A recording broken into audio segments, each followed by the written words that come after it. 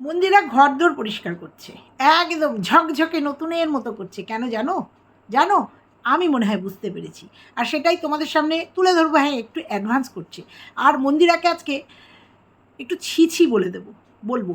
কারণ বরাবর দেখেছি মন্দিরাকে যদি কোনো কথা বলেছি আমি, বা আমাদের ভিউয়ার্সরা বা কেউ যদি বলেছি, মন্দিরা সেই কথা রাখার চেষ্টা করে।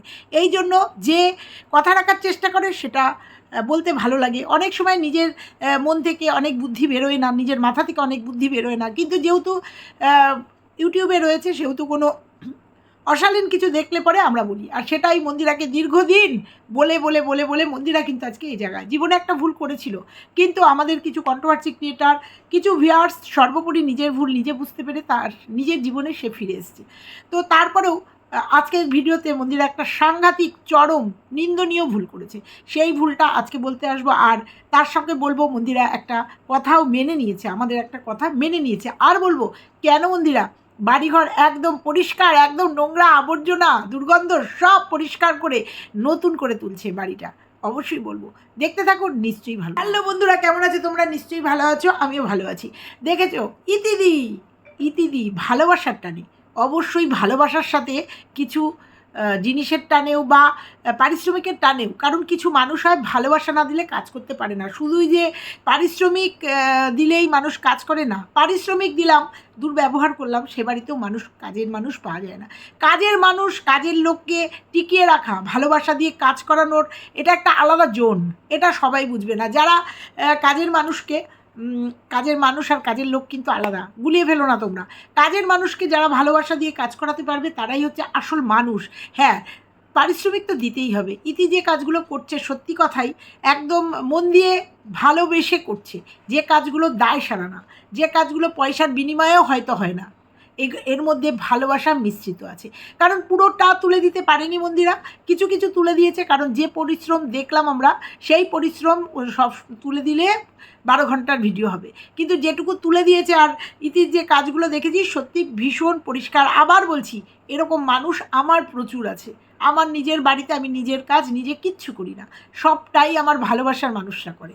সে বাড়িতে একটু বেশি লোকজন খেলেও আমার বাড়িতে রান্নার লোক তো এমনি আছে, কোনো একজন দিদি আছে সে এসে করে দিয়ে যায়, এরকম প্রচুর আসে। তাই বলে কি মন্দিরাও আমরা দেখেছি যে মন্দিরাও এই ইতিদিকে কীভাবে ভালোবেসেছে, তার সর্বস্ব দিয়ে ভালোবেসেছে। আর মন্দিরা তো একটু উদার, আমরা দেখেছি মন্দিরা একটু দিতে থুতে দান ধ্যান করতে ভালোবাসে। এমনি তো মানুষ খালি হাত তো কুকুরেও চাটে না, এটা তো বাস্তব কথা। তো আর মধ্যেও ভালোবাসা দেখেছি। মন্দিরা রাত যাই হোক ভালোবাসতে জানে ভেতরে। যাই হোক, একজন আমাকে বলেছে দিদিভাই মন্দিরা খুব নোংরা, সে তো ঠিকই, ঠিকই। মন্দিরা শুধু নোংরা না, মন্দিরা অনেক আচার নিয়ম, একটা ব্রাহ্মণ বাড়ির বউ হয়ে অনেক আচার নিয়ম জানে না এবং ওর অনেক কিছু দেখেছি এবং বলেছি, সেগুলো পরিবর্তনও করেছে। ও আগে ঘুম থেকে ভিডিও শুরুই করতো ঝাঁটা হাতে নিয়ে, বহুবার ভিডিও করেছি। তোমার ভিডিও যারা খুলবে, খুলেই তোমার হাতে ঝাঁটা দেখবে, এটা দেখতে খুব অশোভনীয়, ভীষণ অশোভনীয়। আমি জানি না, আমি যখন ভিডিও করেছি তারপরে দেখেছি যে মন্দিরা সেটাকে চেঞ্জ করেছে। মনে হবে যেন আমার কথায় বা আমাদের মতো অনেক ভিউয়ার্সও হয়তো বলেছে, সেই জন্য মন্দিরা চেঞ্জ করেছে। এরকম অনেক কথা যখন ভিউয়ার্স, আর ও প্রত্যেকটা কমেন্টস পড়ে, তো যখন মনে হয় যে যে ভুল, সেগুলো কিন্তু মন্দিরা মাথা পেতে নেয়। এবং ও যে জীবনের একটা ভুল করেছে প্রত্যেকটা পলকে পলকে কিন্তু স্বীকার করে যায় যে আমি জীবনের একটা চরম ভুল, আর হবে না এই ভুলটা। একটা ভুল করে ওকে জীবনের শিক্ষা দিয়ে গেছে। তাই আমরা যখন ওর ভুল দেখি অকপটে ওকে বলতে ভালোবাসি, কারণ জানি মন্দিরা সেই ভুলগুলো মেনে নেয়। তো যাই হোক, ইতির পরিষ্কার পরিচ্ছন্ন দেখলাম, তার মধ্যেও দেখলাম বিষ্ণু আর ওই যে প্রিয়াঙ্কা, আমার প্রিয়াঙ্কায় গণ্ডগোল হয় বড্ড। তো ওরা গেছে, সেই মুহূর্তেও এর নামই মন্দিরা সব ফেলে দিয়ে ঘুরতে চলে গেল একটুখানিকের জন্য, যেহেতু তারা এসছে ওদের নিয়ে বেরোবে, একটু খাবার দাবার কিনবে, বেরিয়ে গেল ইতিদির ভরসায়। তাহলে বুঝতে হবে যে কতটা বিশ্বাস করলে একটা মানুষ বাড়ি কদিনের পরিচয়, বাবা অসুস্থ হওয়ার থেকে পরিচয়, যে পুরো বাড়ি ছেড়ে দিয়ে চলে যায়। অবশ্যই সেই বিশ্বাসের মূল্য নিশ্চয়ই ওর ইতিদি আমার না, ওর ইতিদি নিশ্চয়ই সেই বিশ্বাসের মূল্য দিয়েছে জন্য পুরো বাড়ি তার উপর ফেলে রেখে রিয়াঙ্কাদের সাথে ঘুরতে চলে গেছে। তো ওর পক্ষেই সম্ভব। ফোনে পয়সা ছিল না জন্য রিয়াঙ্কা বলল আমি বলে আসতে পারিনি, ফোনে বললে হয়তো মন্দিরাই বলে দিত, আজকে আসতে না। যাই হোক, এরকম পরিস্থিতির মধ্যে মন্দিরা বেরিয়ে গেল। এবার বলবো, কাজ ইতিদিকে দিয়েই করাচ্ছে। ওই যে দিদিভাই বলেছিলাম না, কন্টেন্ট দিয়েছে, কাজ ইতিদিকে দিয়েই করাচ্ছে। ইতিদি প্রথম কথা করছে, আর যে বাড়ির মালকিন, যে বাড়ির বউ, তাকেও কিন্তু প্রচুর কাজ করতে হয়। শুধু লোকে ধোয়া মোছা করে সব করে দিলেও তারপরেও আগে পেছনে প্রচুর কাজ আছে, যেগুলো দেখলাম যে মন্দিরা, এটা সবার ক্ষেত্রেই। আমরা যখন পুজোর আগে ঝুলঝাড়ি বা ঘর ঝাড়ি, তখন যারা যদি কোনো লোক নেয় গ্রিল টিল মোছার জন্য, ফার্নিচার মোছার জন্য, তারা কিন্তু ওইটুকুই করে। তাদের পক্ষেও সম্ভব হয় না দিনের দিন পুরো কাজটা সেরে দেওয়া। একটা করে ঘর ধরলেও বাড়ির মানুষকে কিছু না কিছু করতেই হয়। সে আসবাবপত্র থেকে জিনিসপত্র বার করা, তারপরে সেগুলো আবার মুছে টুছে তোলা, সাংঘাতিক হ্যাপার। সেটা মন্দিরার জন্য দেখলাম। মন্দিরার চেহারাতেও দেখলাম, ওর রাত্রি 9টায় স্নান করলো। ও তো এটা ওর অভ্যাস, আজকের না বহুদিনের অভ্যাস রাত্রিবেলায় স্নান করা, তো এটার অভ্যাস আছে। আর আজকের ভিডিওতে দেখলাম পরিষ্কার পরিচ্ছন্ন করেছে, ও একবারে রাতে স্নান করেছে। কিন্তু আমার বক্তব্য হচ্ছে, দুটো বক্তব্য আজকে বলবো। সেটা হচ্ছে, মন্দিরা তোমাকে বলছি, তোমার বাড়িতে যদি না যেতাম তাহলে হয়তো বলতাম না, কারণ অনেক সময় ভিডিওতে দেখে কিছু বোঝা যায় না। ভিডিওতে দেখলে বোঝা যায় অনেক বড় বড় ঘর, অনেক বড় স্পেস, এগুলো ভিডিওতে দেখলে বোঝা যায়। কিন্তু অরিজিনাল আমি যেহেতু গেছি, সেহেতু তোমাকে আজকে দুটো কথা বলবো। প্রথম কথা হচ্ছে, সিংহাসনটা তোমার বেডরুমে না, মানে ছোট বেডরুমটাই ছিল, তোমাদের মেন বেডরুমটা পাশের ঘরে, তার পাশে একটা রুম, সেই রুমে তোমার সিংহাসনটা ছিল। আর সত্যি কথাই, ওই রকম সাদা মার্বেলের সিংহাসন একটু নোংরা হয়। ওটাকে প্রত্যেক দিন একবার করে যদি ঝেড়ে নেওয়া যায় বা ডাস্টার দিয়ে মুছে নেওয়া যায়, তাহলে এতটা নোংরা পড়ে না। এটা পরের কথা। তোমার যেখানে সিংহাসন ছিল ভালো জায়গায় ছিল, কিন্তু তুমি বলছো ওখানে তোমাদের খাওয়া দাওয়া হয়, এঁটো কাটা থাকে, অনেক সময় সিংহাসনের অসুবিধা হয়। কিন্তু তুমি যে জায়গায় রাখলে, আমি দেখেছি তুমি যে স্পেসটায় রাখলে, সেটা মোটেই ঠাকুরের পক্ষে, সিংহাসনের পক্ষে, পুজোর পক্ষে একদম উপযুক্ত জায়গা নয়। প্রথমত তোমার বাড়ি ভীষণ ছোট, একদম ছোট্ট দুটো ঘর, মাঝখানে একটা স্পেস, সেই স্পেস দিয়েই বাথরুম, পায়খানা, রান্নাঘর, তোমার বড় ঘর থেকে ছোট ঘর, সেই ছোট্ট একটা গলি দিয়েই তোমার সব। তাহলে সেই গলির একটা সাইডে তুমি ঠাকুর রাখলে। প্রথম কথা হচ্ছে, যাতায়াতের সময় তোমার পায়ের ধুলো, তোমার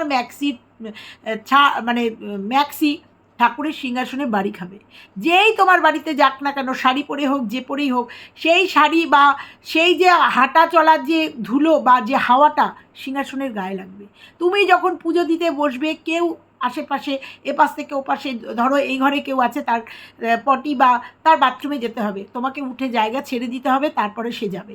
এরকম অনেক প্রবলেম আছে যেটা নাকি তুমি এখানে রাখলে হবে। সর্বোপরি সিংহাসনের স্থান আমাদের মাথার উপরে, সিংহাসনের স্থান আমাদের ঘরে, মানে বেডরুমে না। তুমি যখন বাড়ি করেছো, প্রথম কথা যখন ঠাকুর পাতার কথাই ভেবেছো, তখন ঠাকুরের একটা জায়গা করনি কেন? যার জন্য আমরা আজকে দুমুঠো খেতে পাচ্ছি, যার জন্য আজকে এত সুন্দর পৃথিবীতে এত সুখ ভোগ করতে পারছো, সেই ঠাকুরের আশীর্বাদের জন্যই তো। তার স্থান বাইরে হবে কেন? যাতায়াতের রাস্তায় হবে কেন? এটা ভীষণ আমার কাছে চোখে লেগেছে। তুমি অ্যাকোরিয়ামটা সরিয়ে দিয়ে অ্যাকোরিয়ামটা ঠাকুরের জায়গায়, আর ঠাকুরের সিংহাসনটা অ্যাকোরিয়ামের জায়গায় রাখলে মনে হয় না খুব অসুবিধা হতো? তাহলেও কিন্তু ঠাকুর একটা জায়গায় সেভ। তার থেকেও বড় কথা, তুমি ছাদের উপরে একটা ছোট্ট ঠাকুর ঘর করতেই পারো।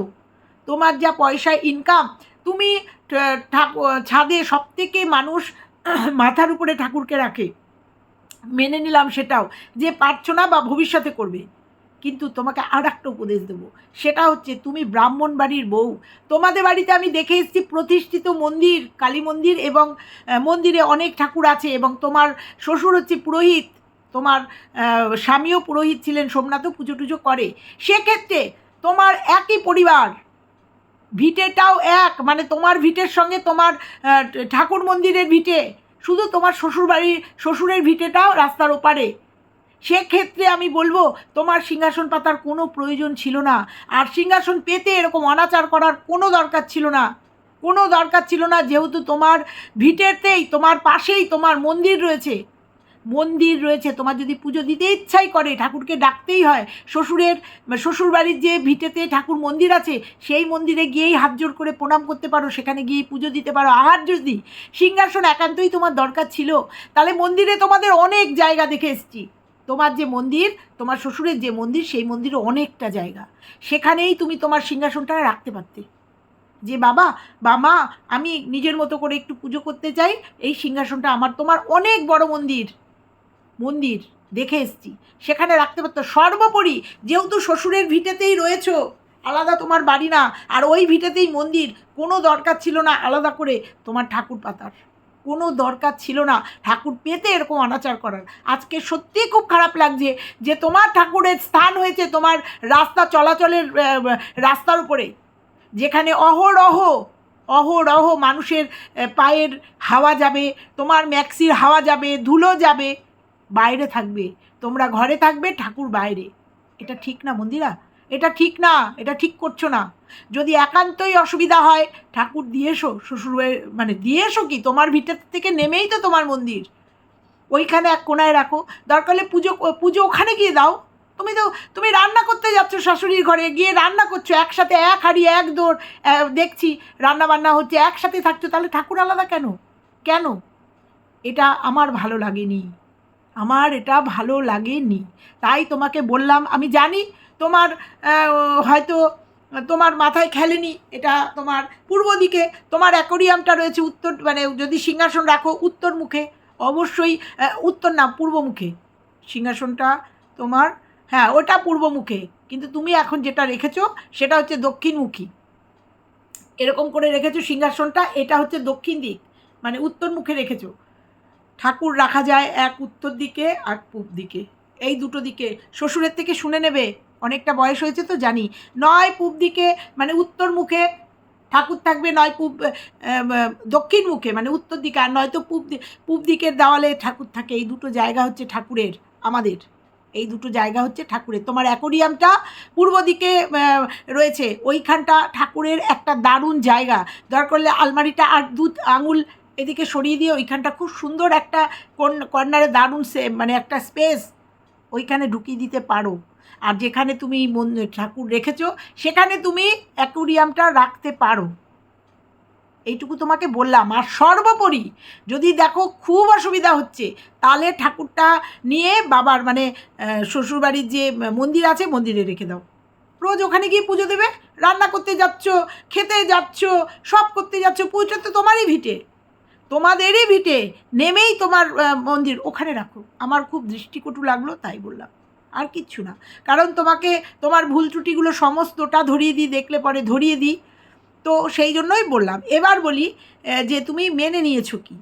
কালকে তোমাকে একটা ভিডিও করে বলেছিলাম, অনেক ভিউয়ার্সও হয়তো বলেছিল, হ্যাঁ হয়তো না বলেছিল, যে মডিউলার কিচেন করতে গেলে তুমি একটা চিমনি নিয়ে নাও, কারণ মডিউলার কিচেন করার পরে যখন রান্না করবে এই তেল কাস্টিগুলো ওই গায়ে সানমাইকা তো একদম টেনে নেবে, প্রত্যেক দিন সার্ফ সাবান দিয়ে মোছা সম্ভব না, ওই জিনিসগুলো নোংরা হয়ে যাবে, নোংরা হয়ে যাবে, কত পরিষ্কার করবে, তারপরে তো তুমি একটু কুড়ে আছোই।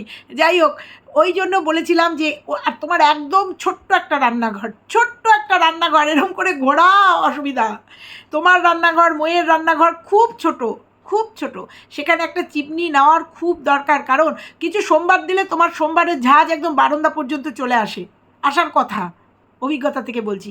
সেখানে তুমি একটা চিমনির, আর আমি বলেছিলাম এখন যে কোনো জায়গায় বাকিতে বাজাজ কার্ডে যে কোনো জিনিস ইনস্টলমেন্টে পাওয়া যায়, লাখ লাখ টাকার জিনিস ইনস্টলমেন্টে পাওয়া যায়, এখন কেনাটা কোনো ব্যাপার না, সমস্যাই না।